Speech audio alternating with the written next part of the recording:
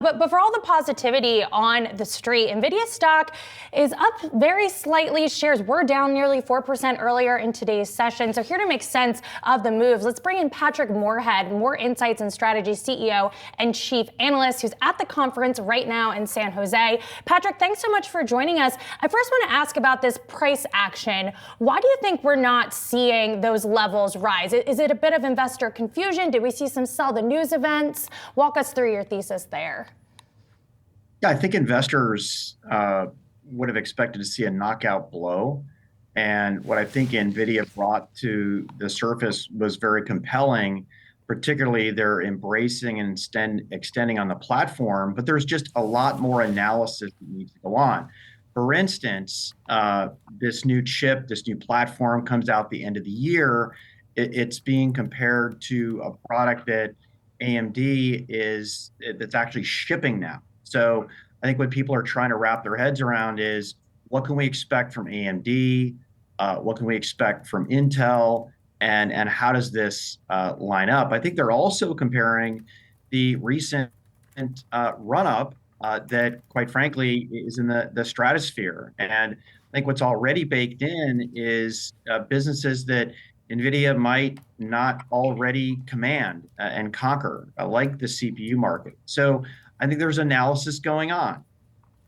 And Patrick, one piece of analysis I want to get your take on is just talk about price here for a second, because maybe a bit of confusion here, Patrick. So chips in the Hopper line, they go for somewhere between 30,000 and 40,000, Patrick. And it seemed like CEO Jensen Huang on another network today was suggesting, okay, Blackwell chips are going to be maybe in a similar range, but then apparently clarified that comment, Patrick, said prices are going to vary.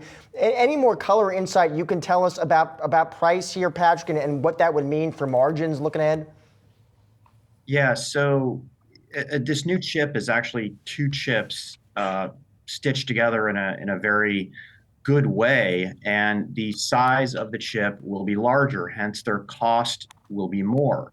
I do believe the new line will be more expensive than the previous line, but what the company's going to do is they're going to keep both of these chips out there at the same time, right? If you need, essentially, it's a good, better, best strategy with the best being Blackwell and the better being Hopper. So both of them will be in the market.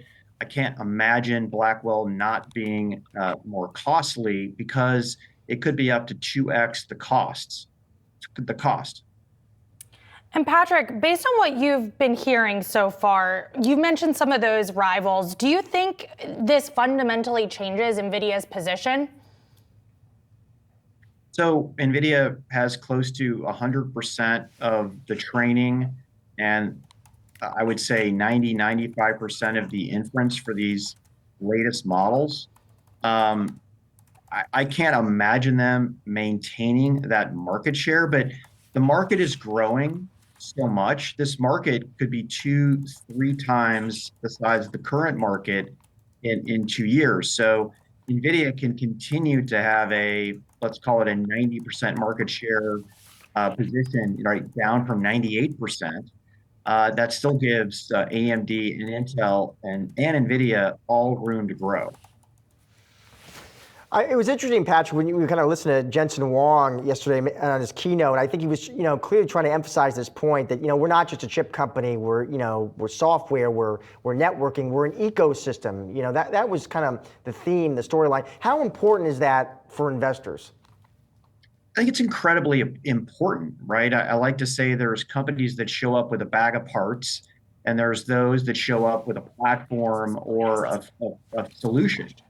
And essentially what NVIDIA is doing is, you're right, they have the core accelerator, they have the networking that not only pulls the chips together on a single card, but also connects those cards together. And then they have the networking that connects the racks together. And you layer on top of that the drivers, the containers, the platform services that put them in a position where, let's say somebody does come out and has a better chip, NVIDIA is still competitive on a platform very similar to Apple, who hasn't had the best devices for a while, but they do so well because their platform play is so strong and their experience is so strong.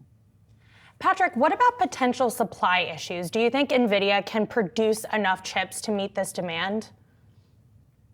So a little bit of a tricky question. I think there is fear amongst their customers. I mean, they love what NVIDIA is doing in terms of market making, but they do fear being connected to one company for supply chain risk. And to have a competitive supply chain, you have to have three players. So I think that with AMD and NVIDIA leveraging the same wafer manufacturer, and that's TSMC, and even for packaging, there's similar risk between the two companies. Intel is interesting in that they could make NVIDIA wafers and do the packaging. I do believe there's a deal at hand. So it's a maybe. Part of it is the growth, but also the outside world, the customer base is feeling about being locked into one supplier. Patrick, I'm going to get you out of here on this. I'm interested to get your take on what the long-term risks are for NVIDIA, Patrick. And I don't mean just over the next 6 months or 12 months, but over the next few years, Patrick, what would you argue the big risks are? Is it competition? Is it demand holding up from those big tech customers? Is it just technology evolving in some way that proves a challenge? What would you list?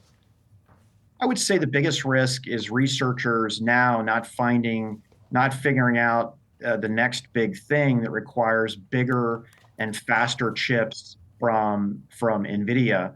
The second risk would be competitive risk based on customers' desire to not be beholden to one company. There are some ancillary risks in that the top 3-4 hyperscalers out there, Google, Meta, AWS, and Microsoft are all working on their own chips. And with the workload moving from training to inference, that could be a risk. So yeah, there are risks for sure. Patrick, it is always great to have you on the show, my friend. Thanks so much for joining us today. Thanks.